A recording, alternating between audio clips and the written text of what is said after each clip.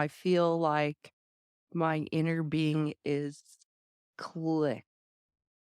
Well, most people, when they're thinking about being deliberate creators, they're thinking about thoughts.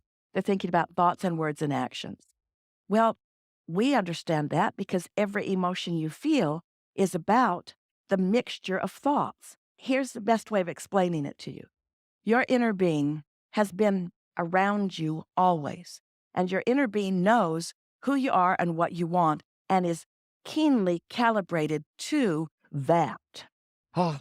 And the words that it would take to describe any one of your vortices and the precision with which you have built it over your life experiences would take longer than this lifetime would afford you if you were to hear it in words. In other words, there's so much culmination of so much becoming that you have been living. But your inner being is tuned to it and aware of you. So now here you are out in the world, maybe in that bubble that we described. Maybe you just went off half cocked, got out of bed, you're mad at everybody, and off you went. But anyway, you're out in the world. So your inner being is aware of where you are and every encounter you have. So you meet someone and you have a reaction to them because there's a mixture of what they've got going on vibrationally and what you've got going on vibrationally.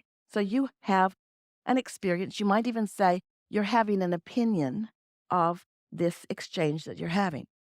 In the same moment, your inner being is having an opinion.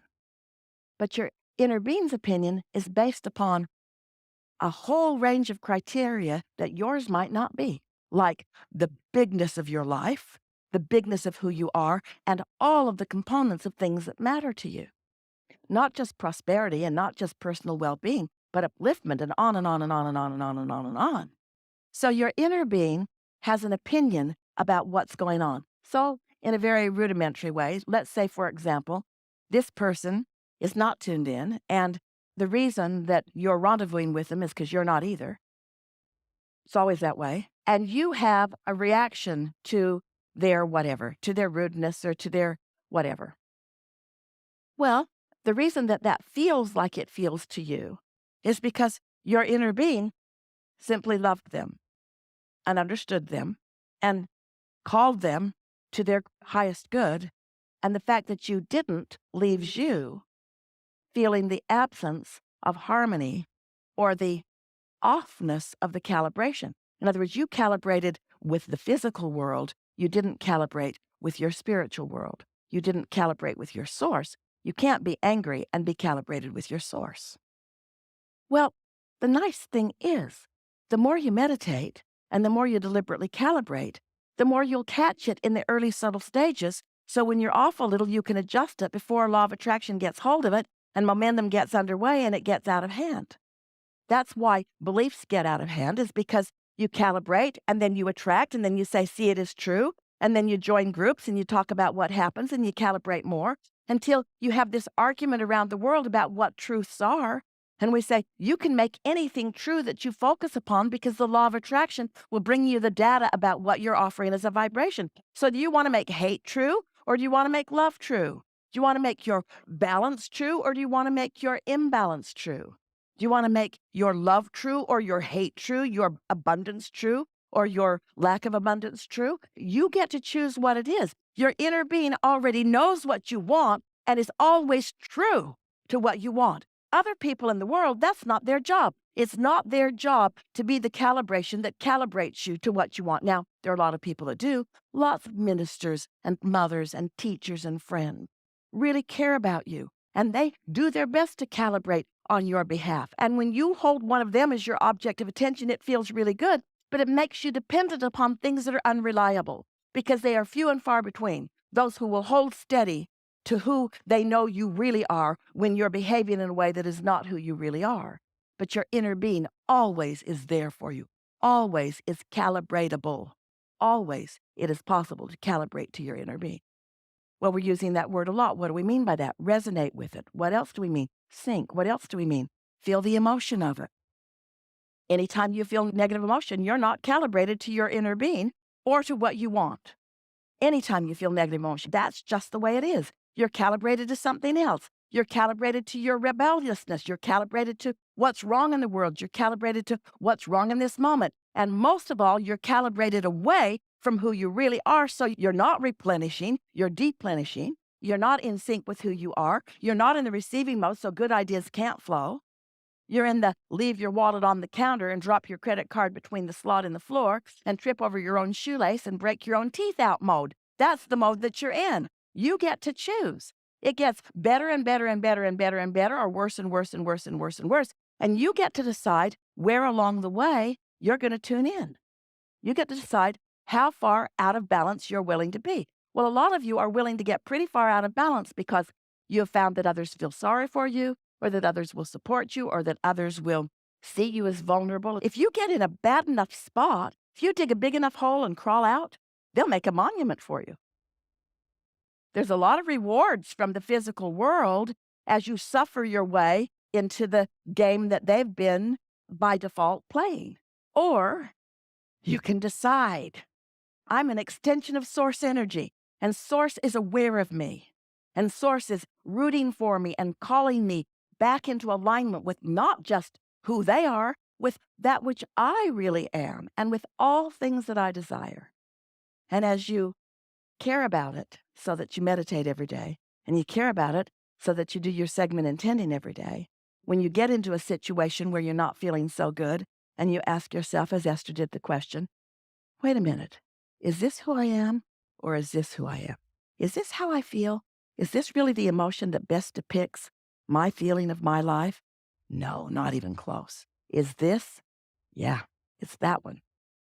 And so as you continue to make those determinations, what happens is it becomes such a strong part of your vibrational offering that then, as you move through the world, that's the way the world shows itself to you. And there's lots of rebels who they'll fight you on that because you'll say, wait a minute, this is what I see. And they'll say, oh, yeah, but you're not looking in the right places. You need to look in these other places to find the things that you want to push against. And that's the dilemma that most humans are experiencing, is that they really believe that their work is to look out into the world and find its problems and then push those problems into oblivion. There's a war against drugs and a war against cancer and a war against terrorism and a war against and a war against. And if we can just push hard enough against those, they'll be gone. And that's just not true. The more you push against them, the more prolific they are. And so when you decide that you're going to tune into who you are, and you're tuned in, tapped in, turned on, and you're standing steady in your own shoes and steady in your own mind, and someone behaves in a way, they don't affect you because it's not about you. It's about them. If you saw someone in the street bleeding, we believe you would help them. But when you see someone in the street flipping you off, you don't feel so helpful. But they need you just the same. They're still asking for the love that they haven't been able to quite calibrate to. So think about this. If there are people in the world, and there are a lot of them, that have been living and observing life and have become rebellious and are pushing against all things unwanted, and they're hurting bad, and you decide you're tired of hurting, and you show yourself that there is another way, and you find relief in meditation, and then you do it often enough that you feel the true momentum of love and appreciation and joy in calibrating to who you are. And then you see someone out there in the world who is hurting, and you love them. You love them. You may very well give them, like beaming a satellite dish, a point of attention that they could calibrate to. They can't calibrate to their own inner being because they're so far from that. But if you love them anyway, and why would you love them anyway? Because you're a lover. You love because you're a lover. You don't love because they're lovable. If that were true, you'd all be really gone a long time ago. Source loves you even when you're not lovable because Source loves, because Source is love, not because you're in the vibration of love. Source doesn't remove the vibration of love just because you're in a bad mood. Source just keeps loving. Know that sooner or later, usually later, you'll wind around into something and you'll taste it a little bit.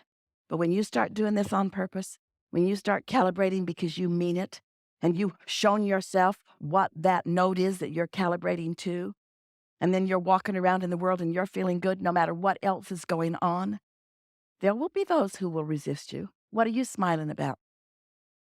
Pretty much everything. What's wrong with you? Aren't you watching the news? Yeah, but I'm looking at it through the eyes of optimism. I'm looking at it for solutions. And I believe in the resources that are available to us that are coming forward.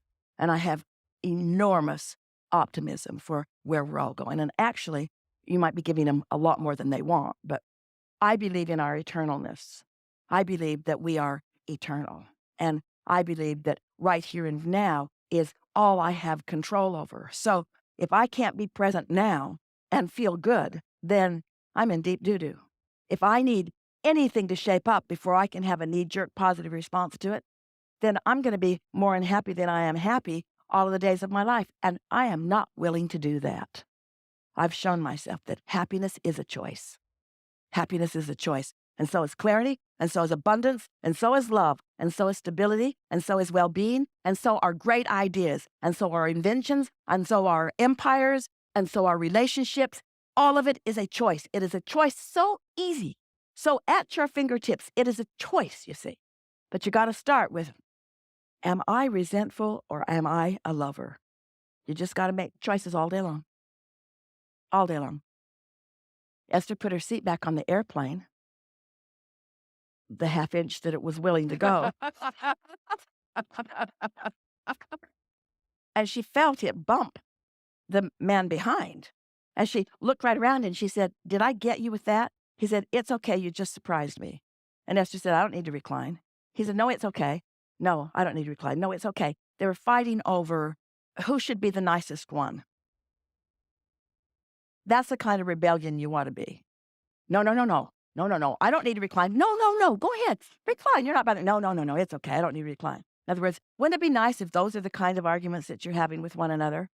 "No, you go. No, you go. No, you go. No, you go. No, you pay. I mean, oh, I'll pay. No, you pay. No, you pay. No, you pay." That's the way it is, isn't it? Helpful? Helpful. Can I slip one more in? Yeah. Why do I cry when I'm happy?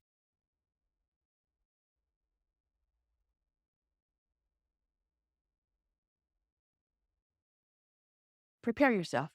You're about to cry from sadness. No.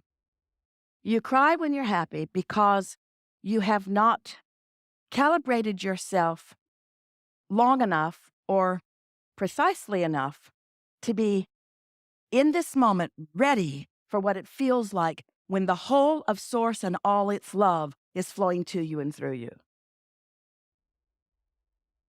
That's why sometimes people call it overjoyed. You're overjoyed. In other words, there's more joy than you have consistently calibrated to. So you might be calibrating to it in this moment, but you're really not quite ready for it. Not completely, you see. Really good conversation. Thank you. Yeah.